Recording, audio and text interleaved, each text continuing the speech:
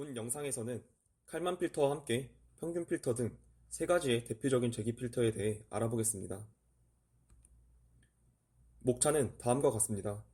먼저 필터가 왜 필요한지 간단히 소개하고 평균, 이동평균, 저주파 통과 필터 순으로 살펴본 뒤 마지막으로 칼만 필터를 자세히 다뤄보겠습니다.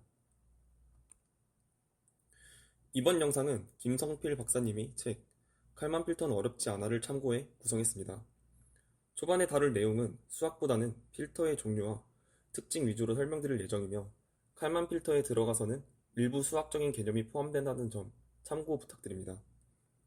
각 필터의 특징은 시각적으로 플롯을 통해 보여드릴 예정입니다. 필터를 이해하려면 먼저 노이즈에 대해 알아야 합니다. 저희는 보통 적외선, 라이다, 카메라 등 다양한 센서를 통해 데이터를 받아들이는데 대부분의 데이터는 그림처럼 매끄러운 형태가 아니라 측정 오류, 하드웨어 문제, 주변 환경 등 여러 원인으로 인해 노이즈가 섞여 있습니다. 이 노이즈는 분석의 정확도를 떨어뜨릴 뿐만 아니라 계산 과정에서 출력에까지 영향을 미쳐 차량 제어에서는 승차감을 저해하거나 기계적인 마모를 유발할 수도 있습니다. 이러한 노이즈를 줄이기 위해 필터를 적용하여 데이터를 부드럽게 만들고 이상치의 영향을 줄이는 스무딩 또는 필터링 과정을 거칩니다. 노이즈를 어떻게 해석하고 제거하느냐에 따라 다양한 필터가 사용됩니다. 오른쪽 예시는 이동평균, 저주파 통과 필터, 칼만 필터를 적용한 결과로 모두 노이즈가 줄어든 모습을 볼 수 있지만 제거되는 방식에는 차이가 있습니다.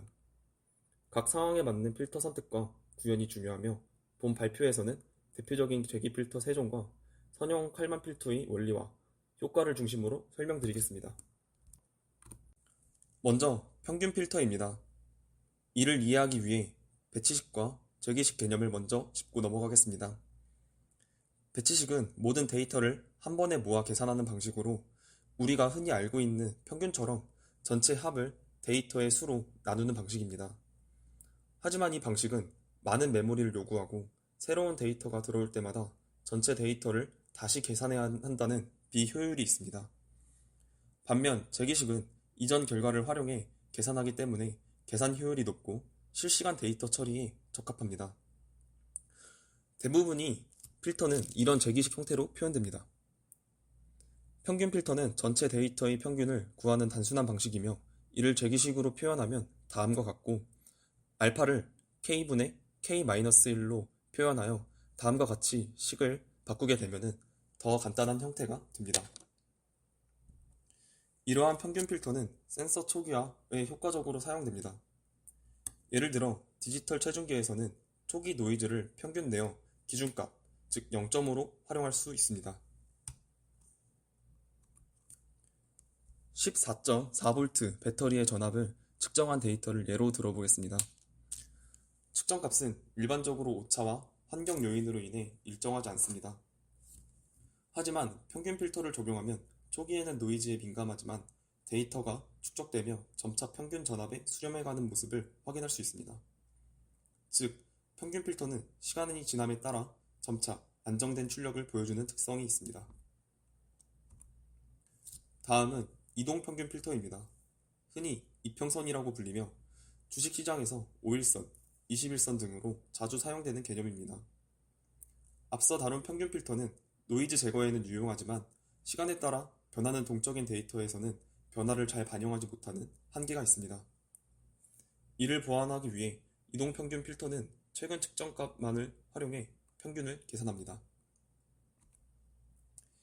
이동평균 필터는 슬라이딩 윈도우 방식과 유사하게 일정 크기 윈도우를 새로운 값이 들어올 때마다 이동시키며 해당 구간 내 평균을 계산하는 방식입니다. 배치식으로는 현재 시점부터 과거 n개의 데이터를 평균 낸 형태이며 이를 제기식으로도 표현할 수 있습니다. 수식에 흥미가 있으신 분은 화면을 잠시 멈추고 직접 배치식을 제기식으로 바꿔보는 것도 좋은 연습이 될 수 있습니다. 여기서 데이터가 아직 윈도우 개수만큼 쌓이지 않은 경우가 생길 수 있는데 이럴 때는 두 가지 방법을 사용할 수 있습니다.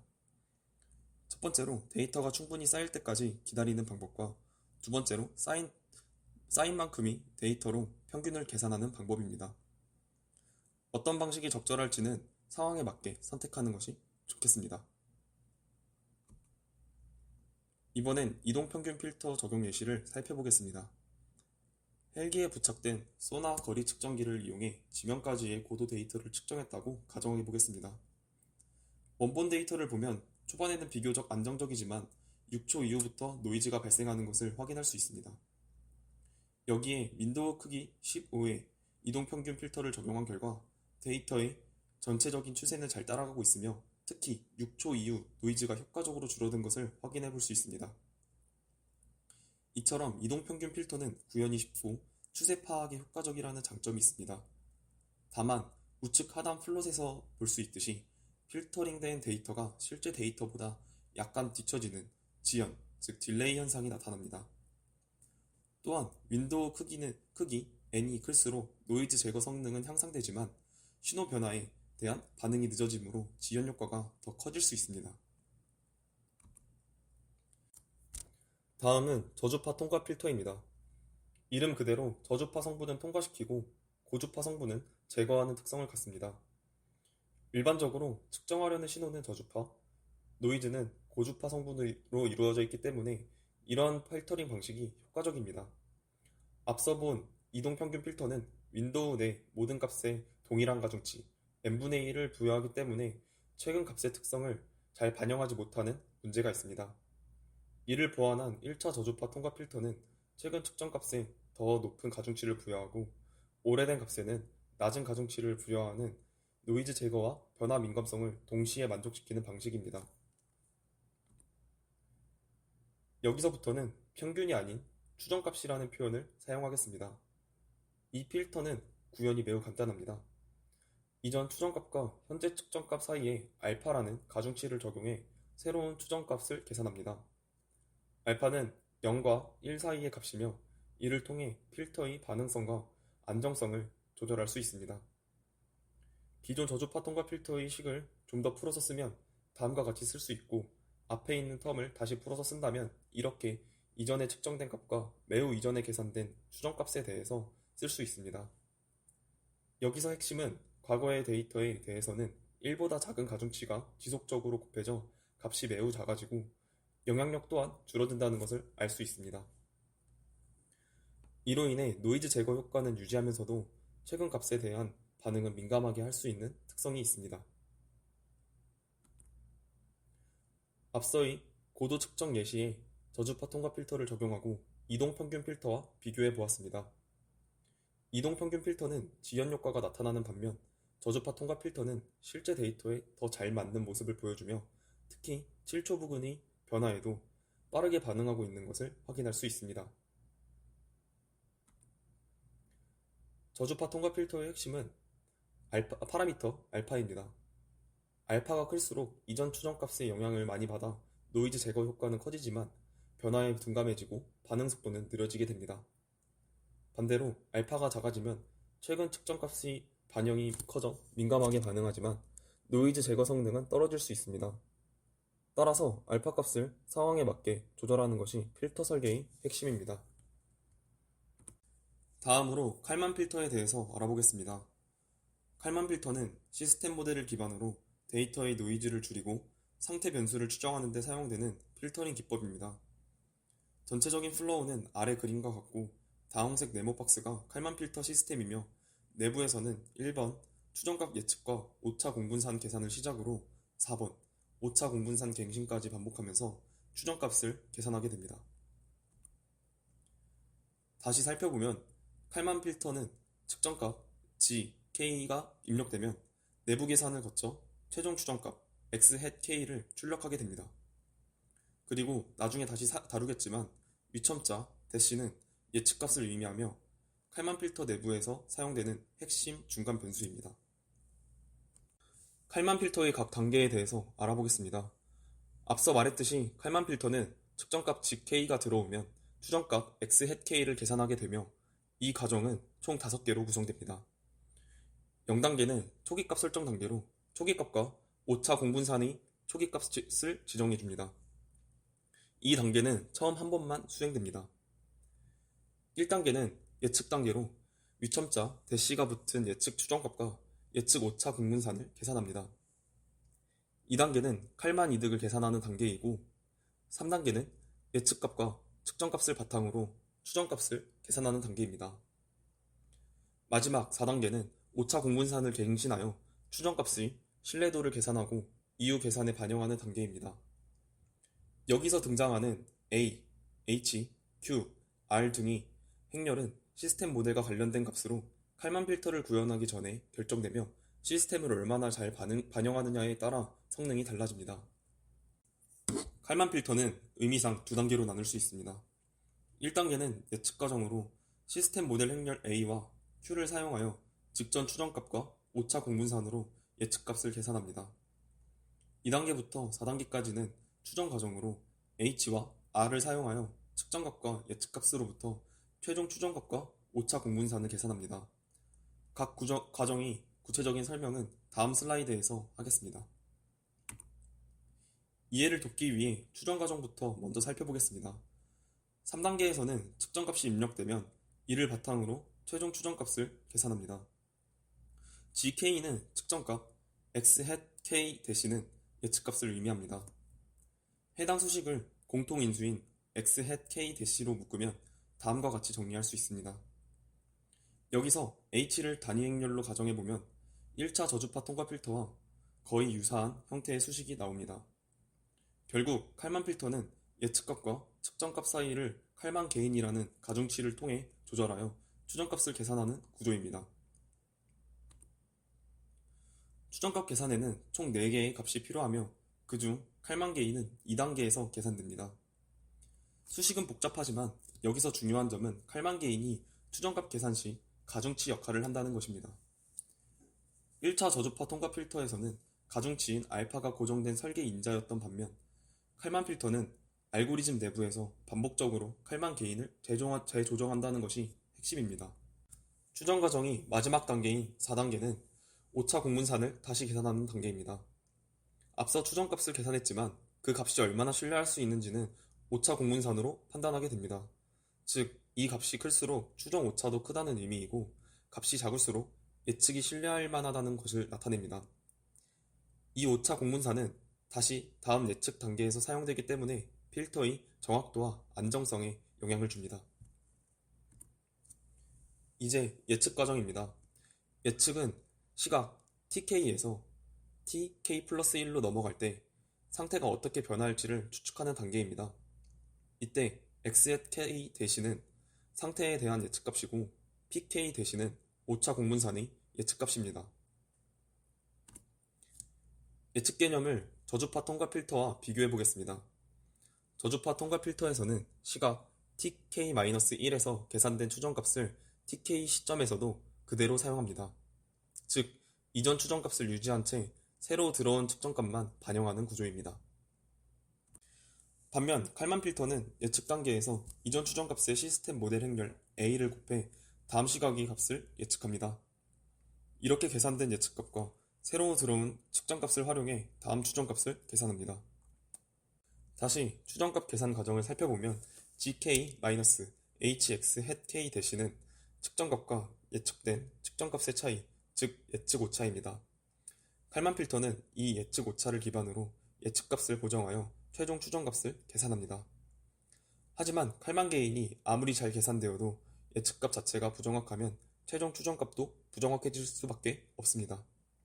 즉, 예측 과정에서 사용하는 A와 Q가 실제 시스템과 얼마나 유사한지가 예측 정확도에 큰 영향을 미치며 필터 성능에 결정적인 역할을 하게 됩니다. 다음으로 시스템 모델입니다. 칼만 필터는 다음과 같은 선형 상태 모델을 대상으로 설계됐습니다. 현재 상태 변수 xk에 행렬 a를 곱해 다음 상태 변수 xk 플러스 1을 도출하고 상태 변수에 h를 곱해 측정값과 같은 형식으로 나타내는 모델입니다. 여기서 xk는 거리, 속도, 무게 등 관심 있는 물리적인 변수를 포함하는 상태 변수이고 wk는 시스템에 영향을 주는 잡음으로 마찰력이나 공기 저항 같은 실제 모델에 반영되지 않는 요소를 의미합니다. vk는 센서에 유입되는 측정 잡음이고 A는 시간에 따른 시스템의 움직임을 나타내는 운동 방정식, H는 상태 변수와 측정값 간의 관계를 나타냅니다. 실제 칼만 필터 계산에는 WK와 VK 항이 빠져 있지만 계산 과정은 이 시스템 모델을 기반으로 동작합니다. 이 변수들이 실제 계산에서 어떻게 사용되는지는 뒤에서 예제를 통해 확인해 보겠습니다. 일반적으로 잡음은 평균이 0이라고 가정하며 공분산 행렬로 표현합니다. 칼만 필터에서는 Q와 R을 통해 이를 모델링합니다. Q는 시스템 잡음 WK의 공분산 행렬로 상태 변수의 차원이 m일 때 n 곱하기 n 대각 행렬입니다. R은 측정 잡음 VK의 공분산 행렬로 측정값 차원이 m일 경우 m 곱하기 m 대각 행렬이 됩니다. n개의 잡음이 있을 때 각각의 잡음 분산은 Q의 대각 원소로 정의됩니다. Q와 R은 잡음 특성을 잘 반영해야 하지만 실제 시스템에서 이를 해석적으로 정확히 구하기 어렵습니다. 따라서 Q와 R 값에 따라 실제 추정 결과가 어떻게 달라지는지에 대해 알아둘 필요가 있습니다. 이해를 돕기 위해 칼만개인 계산 과정을 가져왔습니다. 여기서는 역행렬을 나눗셈 형태로 단순화하여 다음과 같은 식으로 표현할 수 있습니다. 이 식에서 측정 잡음의 공분산 행렬 R의 값이 커지게 되면 분모가 커지므로 칼만개인은 작아집니다.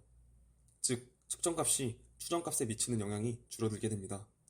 반대로 시스템 잡음의 공분산 행렬 Q의 값이 커지게 되면 예측오차 공분산이 커지고 이에 따라 칼만개인은 커지게 됩니다. 결과적으로 추정값 계산에서 측정값의 반영 비율이 증가하게 됩니다. 즉, 변화가 완만한 추정 결과를 얻고 싶다면 Q를 줄이거나 R을 키우는 방식으로 조정할 수 있습니다. 마지막으로 칼만 필터를 활용한 예제를 살펴보겠습니다. 칼만 필터는 단순히 잡음을 제거하는 데에 그치지 않고 다양한 상태값을 동적으로 추정하는 데에도 활용됩니다. 이번 예제에서는 선로 위를 주행 중인 열차가 시속 80m/s로 일정한 속도를 유지하고 있는지를 확인해야 하는 상황을 가정하겠습니다. 하지만 이 상황에서 사용 가능한 데이터는 0.1초 간격의 위치 측정값 뿐입니다. 따라서 속도를 직접 측정하지 못하는 조건에서 칼만 필터를 이용해 속도를 추정해야 합니다. 이를 위해 먼저 선형 상태 모델을 구성해야 합니다. 상태 변수는 위치와 속도로 정의하고 상태 전이 행렬 A와 관측 행렬 H는 다음과 같이 설정했습니다. 상태 변수 간의 관계를 보면 위치는 기존 위치의 시간 간격과 속도를 곱해 더한 형태로 계산되며 속도는 일정하더라도 마찰력이나 공기 저항과 같은 외부 요인에 의해 약간씩 변할 수 있습니다. 즉, 첫째 행은 기본적인 물리 법칙을 표현하고 두 번째 행은 이러한 불확실성을 고려해 속도 변화에 영향을 주는 잡음을 반영한 식입니다. 실제 공분산 행렬 구현 시에는 위치 계산식에도 오차가 있음을 감안하여 분산값을 조정할 예정입니다. 여기서 한 가지 짚고 넘어가야 할 점이 있습니다. 시스템 모델을 새롭게 정의하는 것은 일반적으로 매우 어려운 작업입니다. 모델링 자체가 복잡하고 정확한 수식 유도 또한 쉽지 않기 때문에 이미 잘 정리된 기존의 시스템 모델을 참고해서 칼만 필터를 설계하는 방식을 권장합니다. 특히 실제 시스템을 다룰 때는 기존 연구나 실험 기반 모델을 활용하는 것이 안정성과 신뢰성 면에서 더 유리할 수 있습니다. 실제 측정 가능한 값은 위치뿐이기 때문에 측정값에 맞는 위치만 추출하도록 H 행렬을 구성했습니다. 또한 시스템 잡음과 측정 잡음의 특성을 고려하여 Q와 R 값도 사전에 설정했습니다. 이제 시스템 모델을 기반으로 칼만 필터를 적용하고 측정값이 들어올 때마다 추정값이 어떻게 변하는지를 플롯으로 확인해 보았습니다. 위치의 측정값은 빨간색 동그라미로 표시되며 일정하지 않은 노이즈가 포함된 것을 볼 수 있습니다. 하지만 칼만 필터를 적용한 추정 결과는 부드러운 곡선을 따라가며 거의 1차 함수 형태로 수렴하고 있음을 확인할 수 있습니다. 여기서 중요한 점은 위치뿐만 아니라 속도에 대한 값도 함께 추정이 된다는 점입니다. 우리는 상태 변수 x를 위치와 속도로 구성했기 때문에 추정 결과 역시 각 시간마다 위치, 속도 쌍으로 도출됩니다. 속도 추정값은 초반에 수렴하지 못한 구간이 존재했는데 이는 초기값 설정 방식에 따라 수렴 속도가 달라지기 때문입니다. 초기값이 부정확할수록 필터가 안정적인 값을 찾아가는데 시간이 걸립니다. 노이즈만 제거하려는 목적이라면 저주파 통과 필터를 사용할 수도 있습니다. 하지만 저주파 통과 필터는 단일 변수에만 적용이 가능하고 다른 상태 변수는 추정할 수 없습니다. 반면 칼만 필터는 시스템 모델을 바탕으로 여러 상태 변수를 정의하고 동시에 추정할 수 있습니다.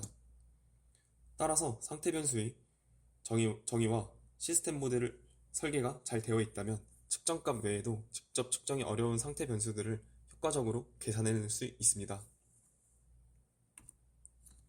이상으로 영상 발표를 마치겠습니다. 감사합니다.